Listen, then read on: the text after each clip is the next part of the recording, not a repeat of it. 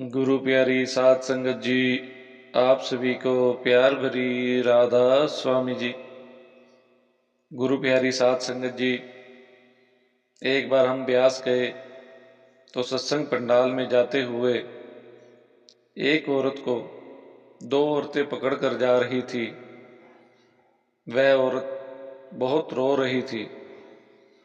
तब हमने पूछा, बहन जी क्या बात है, यह बहन इतना क्यों रो रही है।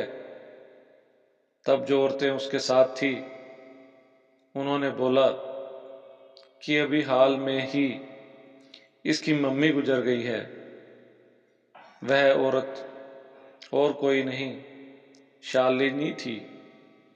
उसी की साखी हम आज आपको बता रहे हैं। साखी अच्छी लगे तो कमेंट में राधा स्वामी जी लिखना ना भूलें, क्योंकि यह तो एक न एक दिन सबके साथ होना ही है। बुजुर्ग माँ बाप को दुख सहते हुए भी नहीं देखा जाता। जब चले जाते हैं तो बहुत रोना आता है। साखी इस प्रकार है। शालिनी की माँ को गुजरे हुए आज करीब 6 महीने हो चुके थे, लेकिन वह अब भी अपनी माँ को याद करके रो पड़ती थी। लेकिन माँ की मृत्यु होने के बाद वह फिर कभी अपने मायके नहीं आई। मायके से उसे बुलाने के लिए उसके भाई व भाभी ने कई बार फोन किया था। उसके बाबूजी भी उसको याद करते थे कि माँ चली गई, लेकिन तेरे बाबूजी तो हैं, उनको आकर मिल जा। वह हमेशा कोई ना कोई काम का कर टाल जाती थी। शालिनी की माँ बाबा जी को मानती थी। उसने ब्यास वाले बाबा जी से नाम ले रखा था और ब्यास सेवा पर भी बहुत जाती थी। जब गर्मी की छुट्टियां होती थी तो वह ब्यास चली जाती थी और अपनी बेटी और बहू को भी कहती थी कि छुट्टियों में तुम अपने मायके आने की बजाय मेरे मायके आ जाओ। लेकिन आज जब उसके छोटे भाई के घर बेटे के जन्म का समाचार मिला तो वह अपने आप को रोक नहीं पाई। शालिनी बिना देरी किए मायके आ गई, क्योंकि जच्चे बच्चे वाले घर में बहुत काम होता है। घर में सब कुछ पहले की तरह ही था, लेकिन घर में माँ नहीं थी। चारों तरफ बहुत चहल पहल थी, लेकिन बिन माँ का मायका शालिनी को सूना ना लगे, इसलिए सब लोगों ने उसे चारों ओर से घेरा हुआ था कि यहाँ पर कहीं उसे अपनी माँ की कमी महसूस न हो। दोनों भाई इधर उधर की बातें करते हुए वहाँ के माहौल को खुशनुमा बनाने की कोशिश कर रहे थे।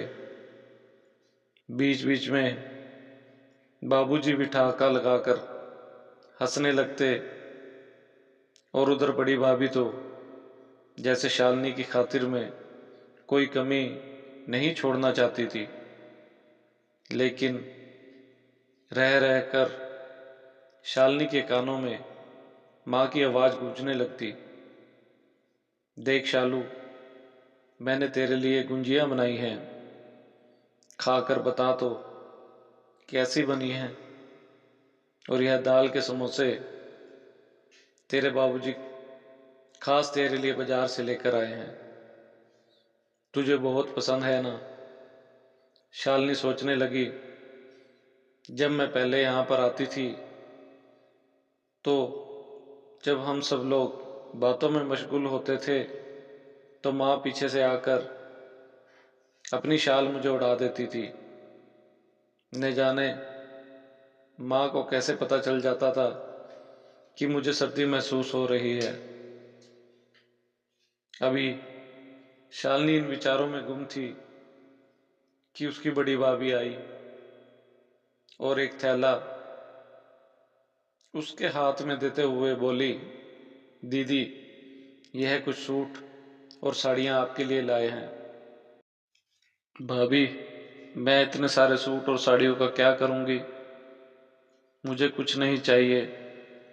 मुझे तो सिर्फ आप माँ की वह शॉल दे दो जो माँ हमेशा मुझे उड़ाया करती थी। ऐसा कहते हुए शालिनी, जो बड़ी मुश्किल से अपने आंसुओं को अपनी आंखों में ही रोके हुए थी कि भाई का बेटा हुआ है, खुशी वाला घर है, अचानक वह फूट फूट कर रोने लगी। बड़ी भाभी ने उसके आंसुओं को पहुंचते हुए उसे अपने गले से लगा लिया और बोली, दीदी, जब माँ जी का समय आ गया तो बाबा जी उनको ले गए।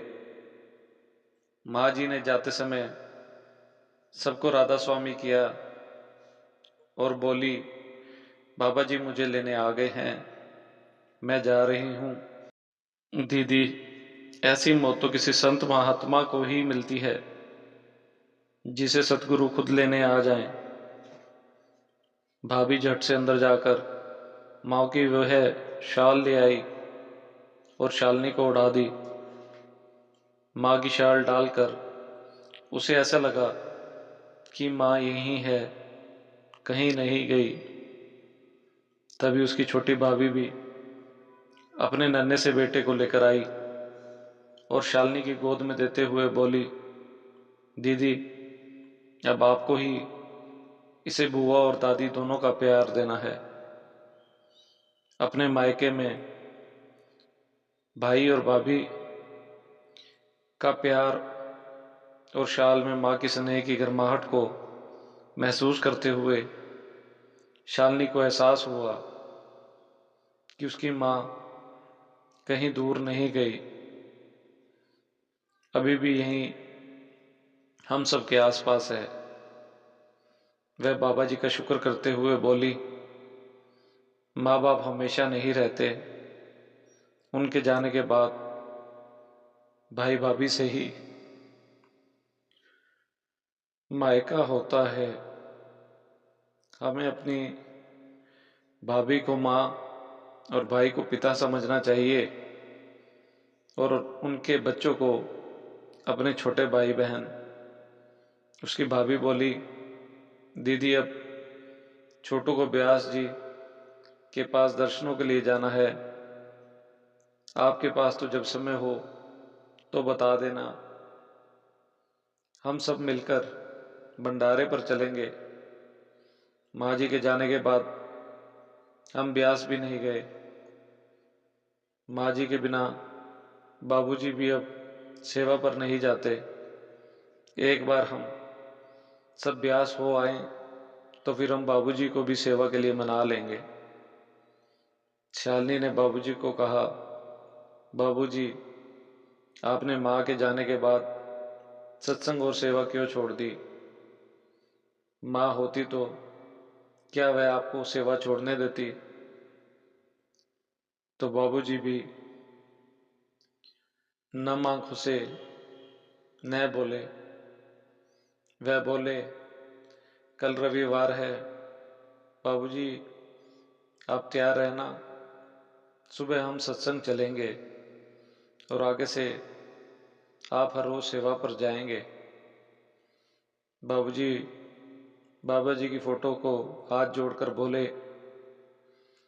शुक्र मालिका, शुक्र दात्या, आपका बहुत बहुत शुक्रिया। इसी के साथ इजाज़त चाहते हैं, मिलते हैं अगली साखी में। राधा स्वामी जी।